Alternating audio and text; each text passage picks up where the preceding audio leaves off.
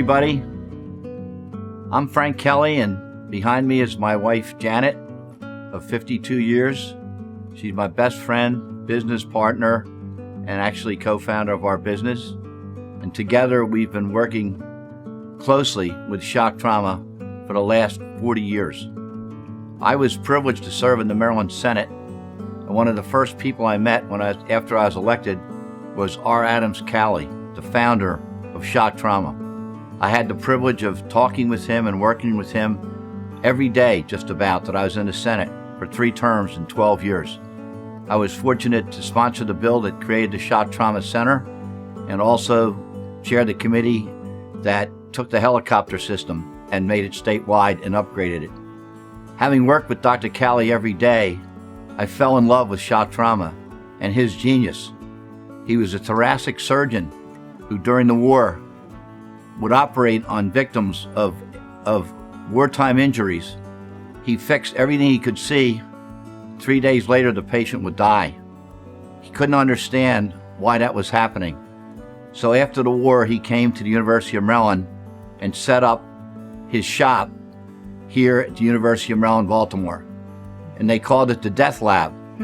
And he had an assistant by the name of Liz Scanlon, who was a nurse, and the two of them together built shock trauma. What they learned was when a human being is a victim of traumatic injury, the human body starts to shut down, goes through a process called shock. If that process isn't turned around in the first hour, the patient would die. He also learned that they didn't have the x-ray equipment that they have today and the technology they have today, so he would actually do a belly tap, they call a belly tap, and cut people open so he could make sure that the organs were all okay, because many times the pancreas would be disturbed and people would die because they didn't fix it. He did other controversial things by putting everybody on a lung machine, whether they needed it or not. But the biggest thing he found was what we call the golden hour, that you have to treat shock immediately. Out of that, the shock trauma system was created. The need for helicopters to get patients to the hospital within that golden hour. And I was privileged to work with him on that whole process. He was a genius, and as a result, here at the University of Maryland, the Shock Trauma Center is the finest trauma center in the world. I think you can tell by Frank's words that this is his passion. Shock trauma is indeed his passion. And as a result, it has become my passion as well, to support him and to be on board when things are being done, fundraising, philanthropy. And it's also the passion of our family. We have 22 grandchildren, and we know how important it is to have shock trauma in our state.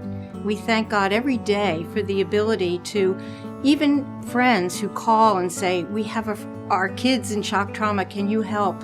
So it's beyond any words that I can say, but I think you can hear from Frank's words that it has become a Kelly family passion, and we love it dearly, and we pray that it will continue and grow, and it's exciting to be part of it. One little sidelight to this story, I became familiar with shock trauma when I ran for the Senate in 1978 against a gentleman by the name of Dutch Ruppersberger. Dutch's life had been saved by shock trauma, and throughout the campaign, all he talked about was helping shock trauma after he got elected. He and I became friends in the process, which is very unusual today, in today's political world. We became best friends, and I promised Dutch if I won, I would always look out for shock trauma. I was fortunate enough to win that race, and as a result, got involved with shock trauma. Today, I am the chairman of the Shock Trauma Board of Visitors. Dutch is the vice chairman. Today, Dutch is a member of Congress. He is the minority leader of the House Intelligence Committee and has steered all sorts of federal research money to shock trauma. And what we've learned here at the University of Maryland Shock Trauma Center, we've transported throughout the world. The military surgeons trained here. The Israelis trained here. The Israelis have an exceptionally good shock trauma system over there, and they all learned it from here. The Air Force doctors go through shock trauma in their training. So we are worldwide in our reach, and it all started with R. Adams Cowley. And today we're celebrating this brand new building the second building. I was privileged to share the bond bill for the first building, but this second building is being built with funds raised by the University of Maryland Medical System, the State of Maryland, and private funds as well. This building will be state-of-the-art in every respect. Now, perhaps when you hear this story 50 years from now, 100 years from now, it won't be state-of-the-art. Something else will be. But there's one thing I'm sure. The legacy that was set by Adams Cowley and the Shock Trauma Center will exist forever and will continue to be the best in the world as long as it exists.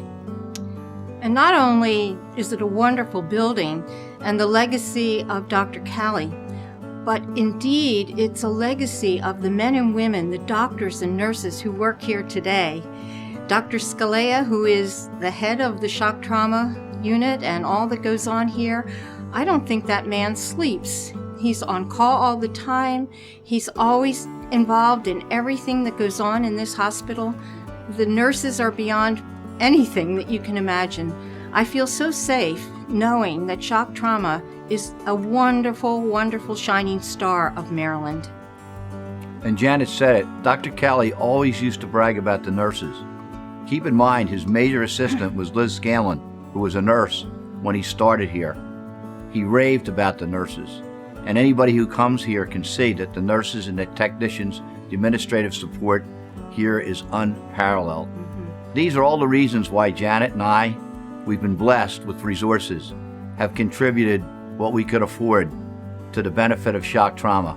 In our wills, we have dedicated money for shock trauma. One of the things we've learned in life is we've been blessed. We've had our own business and it's been blessed. You can't take your money with you.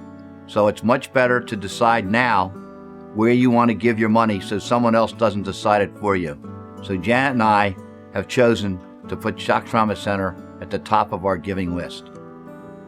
For those of you who are listening and looking at this message, I want to give you hope. As a mom, I know a mother's heart. I know a father's heart. I know the heart of a sister or a brother or an aunt or an uncle who are waiting. And I believe the hardest part is waiting. But don't give up hope. This is the best place your loved one could ever be. Just pray and thank the Lord for this wonderful place and don't give up hope. It will be well. Yes, and for whatever reason you're here, I'm sure it's about a loved one, someone perhaps very, very close, son or daughter, mother, father, best friend, police officer, law enforcement officer, that you're here waiting to help. There couldn't be a better place in the world to be with a traumatic injury. Shock trauma saves 97% of the people that come here, and we only get the most difficult cases. So we offer you a message of hope, and we pray in all our heart and all our soul that everything works out for the best for you and your loved one.